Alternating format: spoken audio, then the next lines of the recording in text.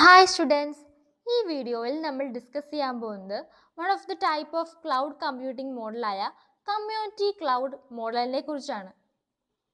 അപ്പോൾ ഇവിടെ നിന്ന് പറയുമ്പോൾ ഒരു ഗ്രൂപ്പ് ഓഫ് ഓർഗനൈസേഷൻസിന് ഈ ക്ലൗഡ് ഓഫർ ചെയ്യുന്ന സിസ്റ്റംസും സർവീസുകളും ആക്സസ് ചെയ്യാൻ പറ്റുമെങ്കിൽ ആ ക്ലൗഡ് നമുക്ക് കമ്മ്യൂണിറ്റി ക്ലൗഡ് എന്ന് പറയാം. അപ്പോൾ ഇതെന്ന് പറയുമ്പോൾ ഒരു സ്പെസിഫിക് ആയിട്ടുള്ള കമ്മ്യൂണിറ്റിയിൽ സെവൽ ഓർഗനൈസേഷൻസ് ഉണ്ട്. അപ്പോൾ അവർ തമ്മിൽ ഇൻഫ്രാസ്ട്രക്ചർ ഇവർ ഷെയർ ചെയ്യുന്നു. അപ്പോൾ ഇതെന്ന് പറയുന്നത് ഒരു ഓർഗനൈസേഷൻസിന് ഇന്റേണലി മാനേജ് ചെയ്യാം, ഇല്ലെങ്കിൽ ഒരു തേർഡ് പാർട്ടിക്ക് മാനേജ് ചെയ്യാം. ഇപ്പോൾ ഡയഗ്രാമിൽ ഒരു കമ്മ്യൂണിറ്റി ക്ലൗഡ് മോഡലിനെ പറ്റി പറയുന്നുണ്ട്. അപ്പോൾ ഇവിടെ എന്തൊക്കെയാണുള്ളത്?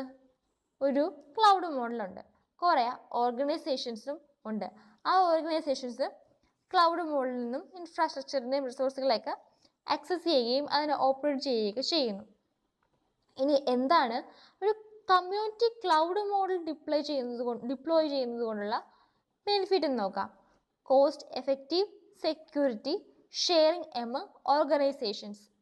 കോസ്റ്റ് എഫക്റ്റീവ്, ഒരു പ്രൈവറ്റ് ക്ലൗഡ് എന്താണോ ഓഫർ ചെയ്യുന്ന അതേ അഡ്വാൻറ്റേജ് തന്നെ കമ്മ്യൂണിറ്റി ക്ലൗഡും ഓഫർ ചെയ്യുന്നു at low cost. Next point is sharing among organisations.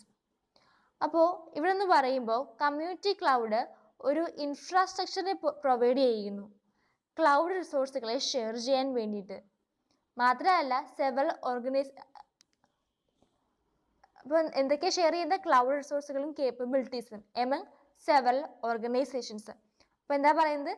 Community cloud provide ചെയ്യുന്നു ഇൻഫ്രാസ്ട്രക്ചർ. എന്തിനാണ്? ഈ ക്ലൗഡ് റിസോഴ്സുകൾക്കും കേപ്പബിലിറ്റീസിനും ഷെയർ ചെയ്യാൻ വേണ്ടിയിട്ട്, സെവൽ ഓർഗനൈസേഷൻസിലേക്ക് വേണ്ടിയിട്ട്. നെക്സ്റ്റ് ഈ സെക്യൂരിറ്റി. ഇപ്പോൾ പബ്ലിക് ക്ലൗഡ് മോഡലിനെ അപേക്ഷിച്ച് നോക്കുമ്പം കമ്മ്യൂണിറ്റി ക്ലൗഡ് മോഡലാണ് ഇച്ചിരി സെക്യൂർ. പക്ഷെ പ്രൈവറ്റ് ക്ലൗഡ് വെച്ച് നോക്കുമ്പം അത് ലെസ് സെക്യൂർഡ് ആണ്.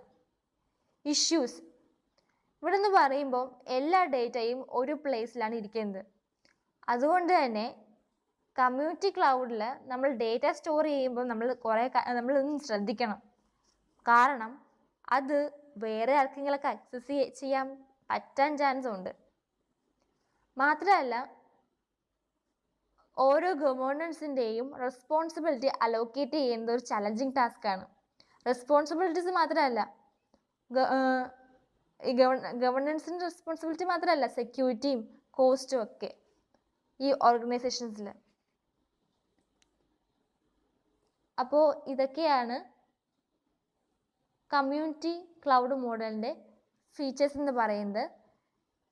നിങ്ങൾക്ക് ഈ ടോപ്പിക് ക്ലിയർ ആയെന്ന് വിശ്വസിക്കുന്നു. Okay, thank you.